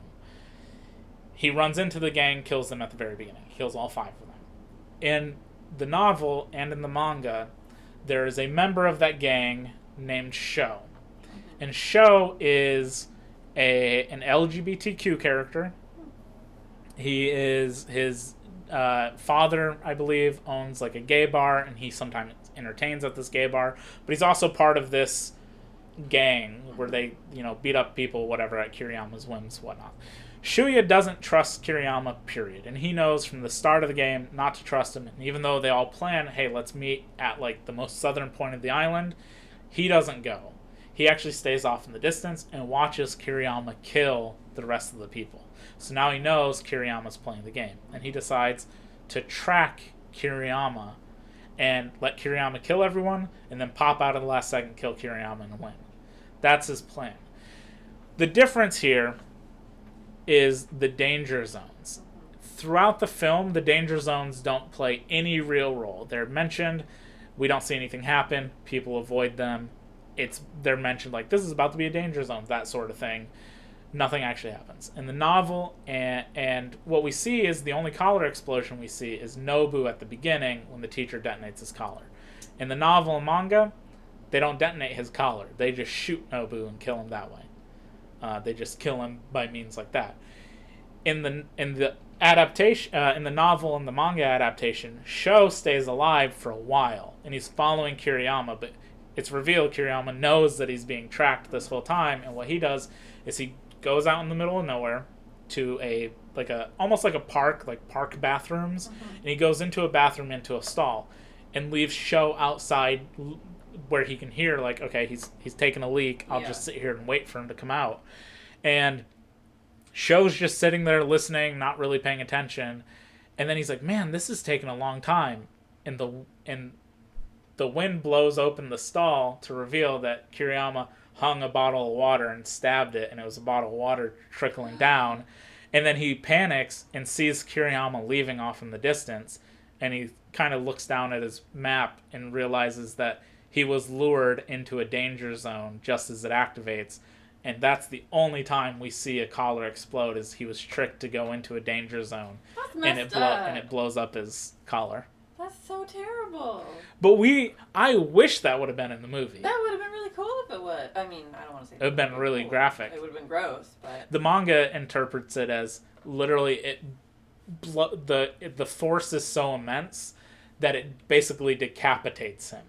Like his lower jaw and neck are completely gone, and the top of his head is just like flying out. He also has a pompadour. Does he? Yeah.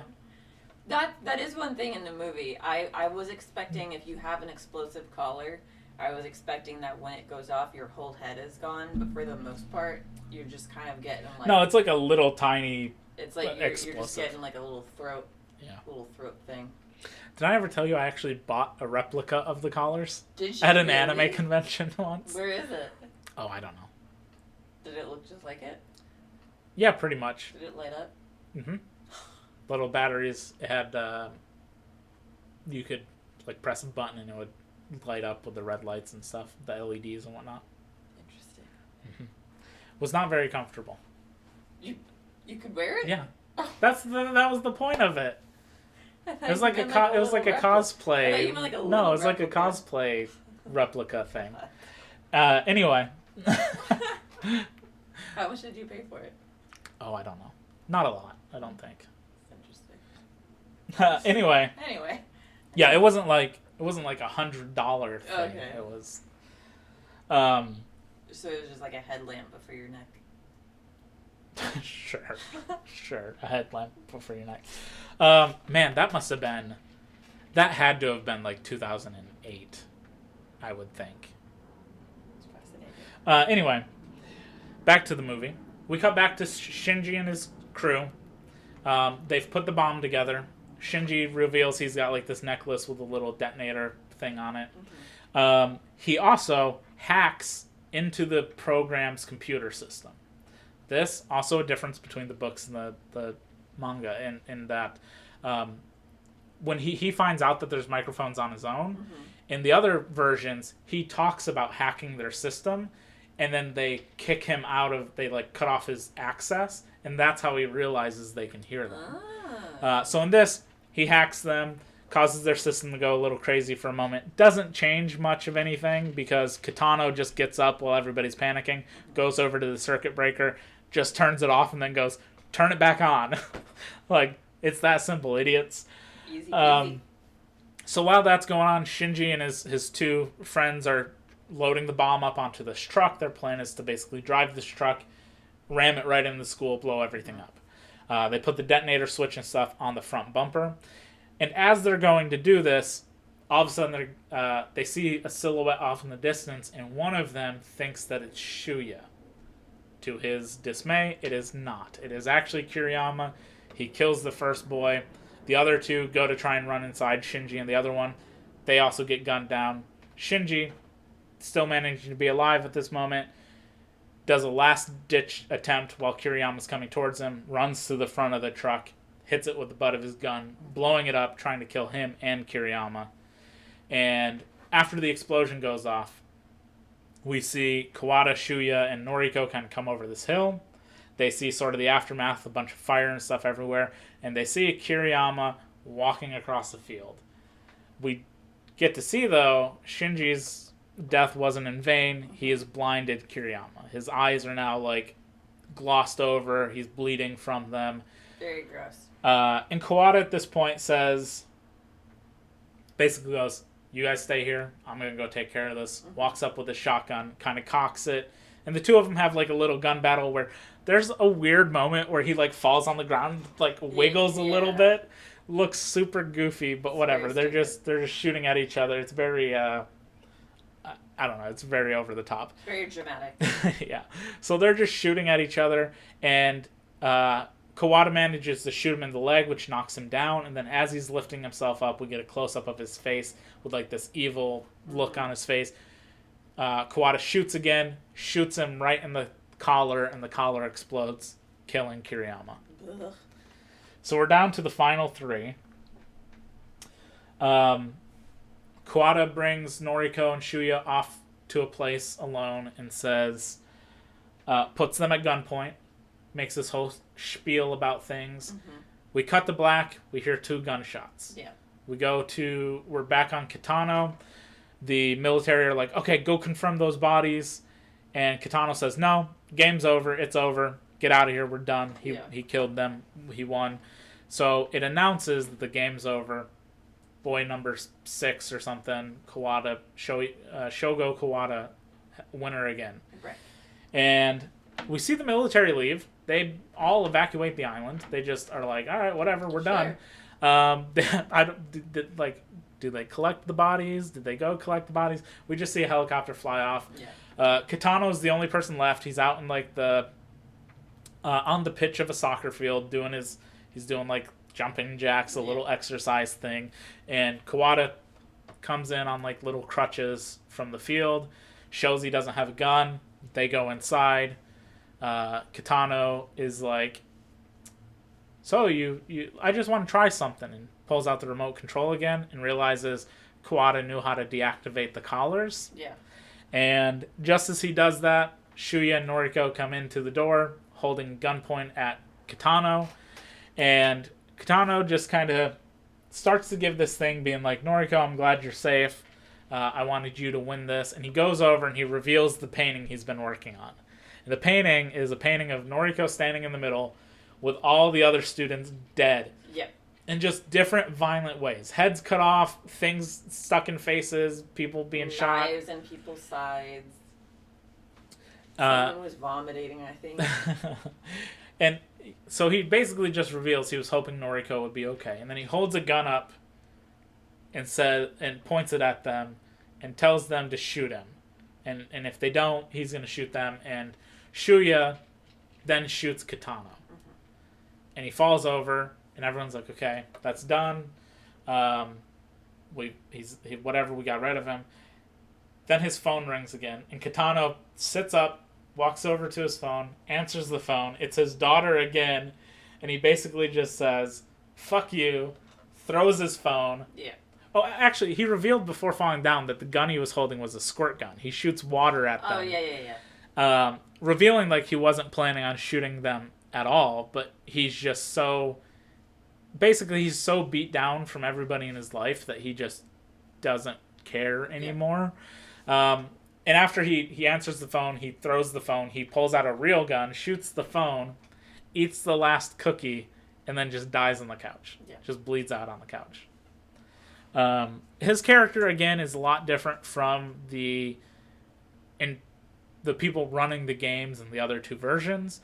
In the other two versions, the military don't leave right away. They're there the whole time, and they the teacher takes Kawada onto a boat to leave the island with military on it, and Shuya and Noriko get onto the boat and kill military people on their way to the confrontation with the head of the program, or at least the person running the program at that point. So basically we're on a boat. Kawada, Noriko, Shuya are leaving the island. Mm-hmm. Kawada says, Shuya, take over, just keep going straight, easy as that. Kawada lays down, starts to smoke a little bit, says that he finally understands why his love from his previous game smiled, and then he dies. The final death of the movie is Kawada. The final death of all of the stories is always Kawada. He always dies as they're leaving, knowing that he basically beat them at their own game this time, but also understanding the reason for what happened and with the girl he liked from his previous game. And then the last bit of the movie is we see Noriko and Shuya in Japan, in a city. Noriko has just left her home. She kind of snuck into her home at night, takes the knife that she has hidden away that was used to stab, that was Nobu's knife that he stabbed Kitano with, and they're now wanted fugitives, and they just decide to never stop running. And that's the end. They basically say to run. Going on the lam. Yeah. Now, this movie was followed up by a sequel where they both play characters again who are now marked as terrorists. The sequel is not great, so I don't really even suggest watching it. I would stick specifically with this movie. Now, I mentioned at the very beginning the director of this movie died during the making of the second film, and his son took over and finished it. Now, I'm not saying that that's the reason that movie didn't work, but the second movie, and we see this sometimes with stuff that's like where there's Like the first one is an adaptation of something, Right. and then they make a sequel or something that's not based on anything, and it's not as. The best example that a lot of people are going to say is Game of Thrones. They had up to like the 5th or 6th season or something source material, and then the last 2 seasons they just kind of had to wing it based off an outline that they were given. They had to make up, kind of fill in the gaps between the stories, and a lot of people will say that it was awful and whatever. It's not their fault. George R. R. Martin just, I think, is too afraid to finish writing the books because of the backlash to the story. But doesn't matter.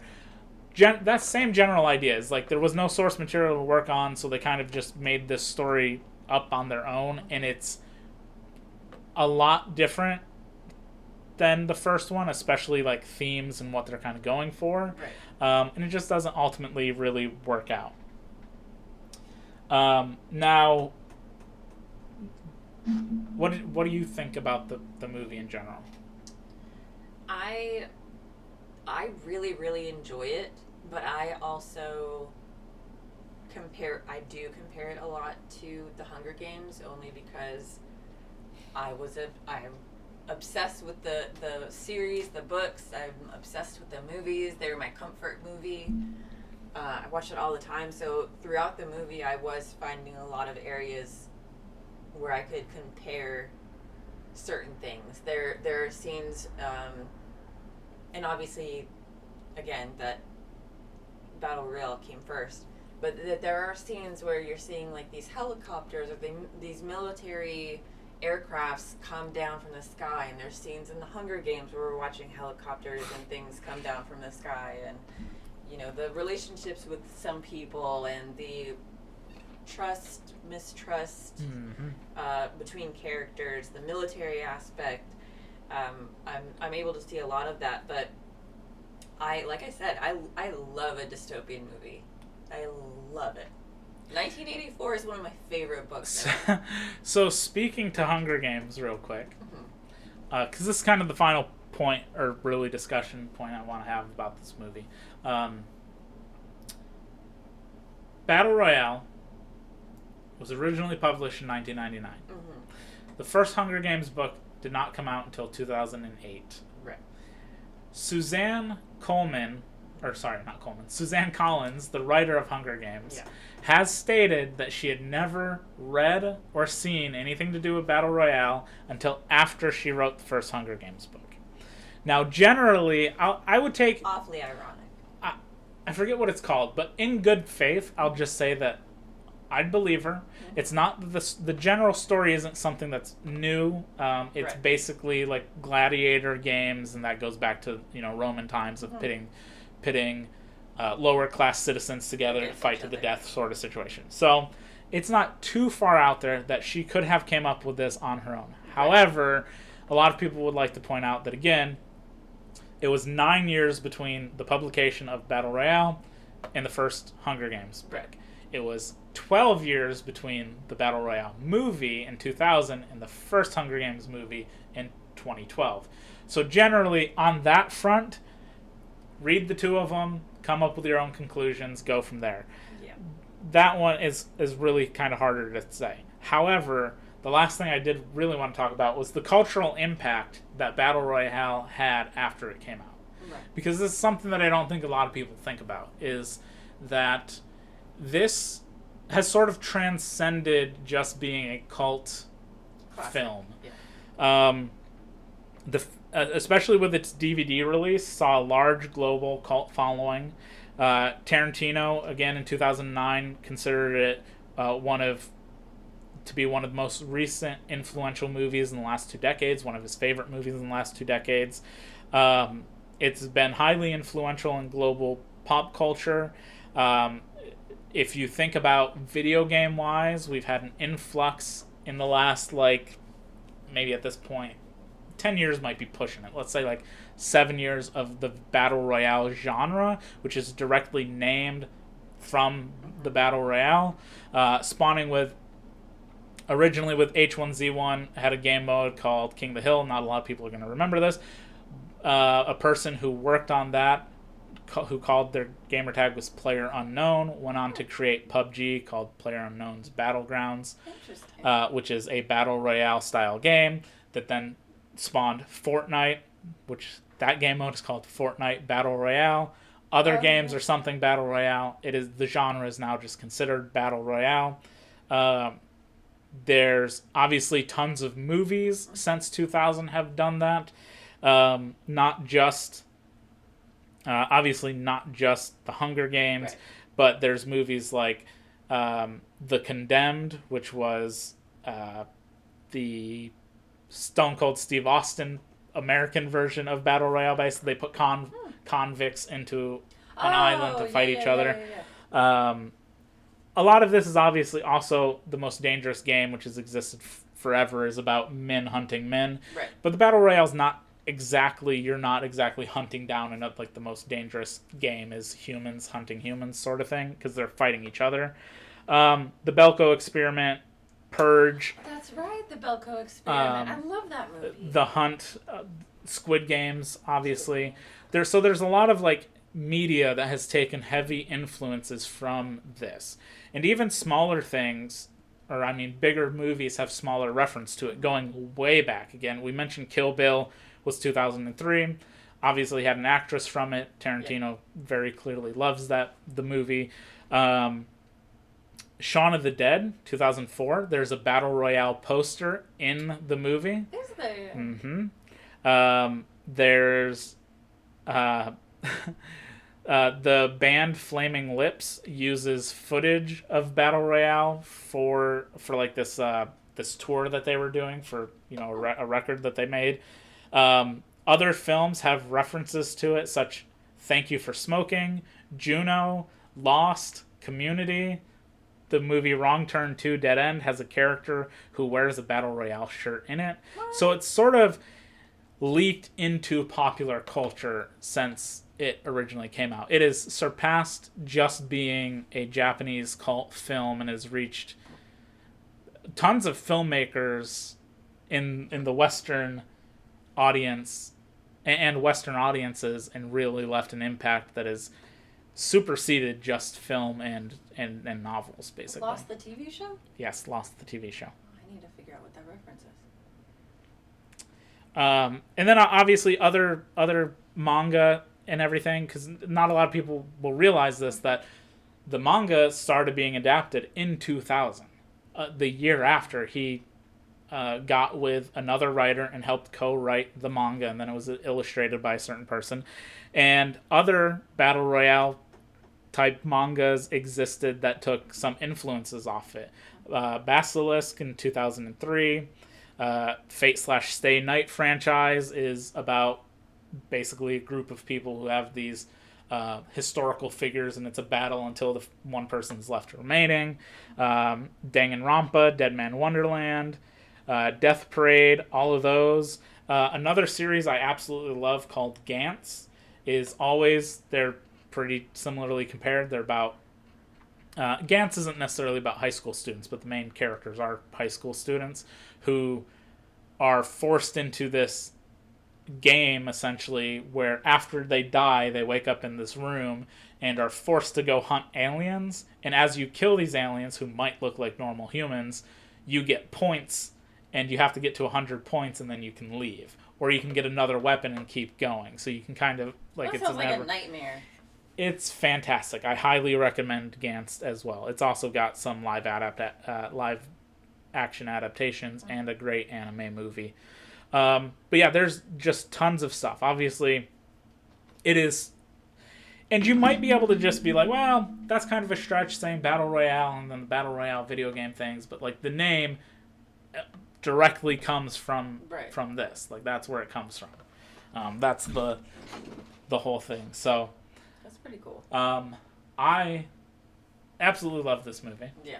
I could talk at length about the differences and stuff, and I always, every few years, get a wild hair of like wanting to revisit the movie or the manga, or even just go on a Wikipedia page and read like literally breakdowns of like, in the novel, this character gets killed this way, this character dies that way, they do this. And I very much recommend all 3 of these. Yeah. All 3 different variations of this, because they are different. At the end of the day, it is sort of the same story beats, start, middle, finish, but in the novel and the manga, you get a lot more characterization of characters who aren't really big in the story. You get more backstory, you get explanations for things, you get different characters, different story beats, different people die different ways, different things happen. So each one, you can quite literally, you might know how it's going to end, you might know who the last survivors are or something, but the road along the way has different turns. So I love it. I suggest watching it. I suggest reading it. I suggest reading the manga. Again, you'd have to look online because it's out of print.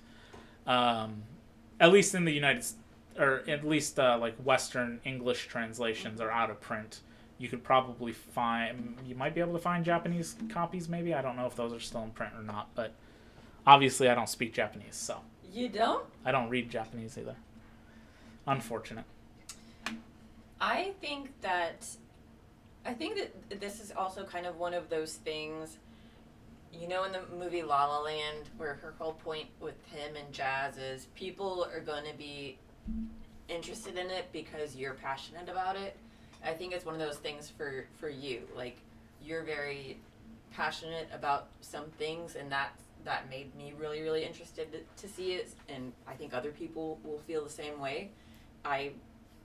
Again, if I didn't have a backlog of like 13 books that I need to read because I paid money for them, I want to read the actual novel of it. One day I want to know what the difference maybe is. once you get through the other like 6 books I've bought for you. Yeah, I've got a lot of books I'm supposed to read. But Because if I still had it, and you would have been like, I want to get into reading again, I would have thrown it at your face so fast. I'd have been like, hold that thought. Wha. What's that? I really want to read it. I want to see what the comparisons are between the movie and the book. I've always loved that. And again, I love the Hunger Games. I love dystopian stuff. And you saying that in the book some of this stuff is like harder to swallow is fascinating to me. So yeah, I love the movie. I'm glad that you introduced me to it. Yeah, the movie is kind of tame in comparison to That's what makes me some of the other That's what makes stuff. me want to read them. Obviously, because there's a lot of things in it you can't actually, I mean, without making, I don't know, like an X-rated movie or something, you probably couldn't really get away with. I'm interested in that, and I'm interested in looking into what you were talking about, like the cultural nods to it. I want to go back and research what's the T-shirt, what are people talking about, what's the comparison. There's a lot to it that I don't think general audiences would pick up on, and that the movie I don't think does quite an excellent job of getting the point across that one of the themes or one of the points to the story itself, when it comes to totalitarian fascist rulership, is that it's pitting friends against friends, and it's kind of like, what'll it take for your friend to stab you in the back? Right. Will you ally with somebody you don't like to take out somebody else? And all of this is to undermine the citizens who are standing up in revolt. The movie's a bit different in that they very clearly say delinquent students, and they're trying to like curb the crime rate and delinquency with young people who are against adults, where the novel and stuff is very much like the government's trying to repress the people, and this is the way that they see to do it. Because in history, you get fascist, totalitarian situations where through fear and aggression and violence, they will tear people apart so that they then look at like one strong figurehead and rally around him. That's what happened in Germany after World War I, basically. So it's got a lot of like deeper themes and sort of meanings to it that maybe the movie doesn't exactly get across great, but I think that there's enough there that it's easy. You know, if you watch it and you kind of want to know more, want to know you've got more, you can go read the novel. Yeah. look up online and read the manga. You have many outlets and sources to do. The manga is probably the roughest version, just because it is illustrated, and a lot of things are very, and I mean very graphic. Hard pass. I'm sure there's more graphic stuff out there. Gantz is pretty close to it in graphicness, but the illustrations are like amazing. But it's also very, very, very, very sexual. Lots of nudity and murder, sex stuff going on in there. Anyway, all I know is that if we were put somewhere and all of us received a weapon and you got an Uzi and I got a pot lid, I'm gonna be fucking pissed. You keep the pot lid. Okay. Bullshit. Well, I think that's the end of it. Yeah. I love it. If that wasn't clear, she enjoys it. I enjoy it. Very much go watch it if you haven't watched it in a long time. Maybe this has convinced you to watch it again. Also, Gogo Yubari. Yeah, Gogo Yubari. Yeah. She's fantastic.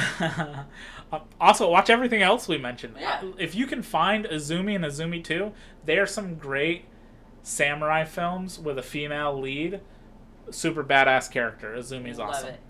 Love it. We love a badass lady. But yeah, thanks for listening. Thank you. Share this, like it, listen to the other ones if you haven't listened to them. We appreciate all the feedback and positivity, and we'll see you next week. Recommend stuff if you want us to talk about something specific. Yeah. All right. Throw them at us. Okay, goodbye. Bye.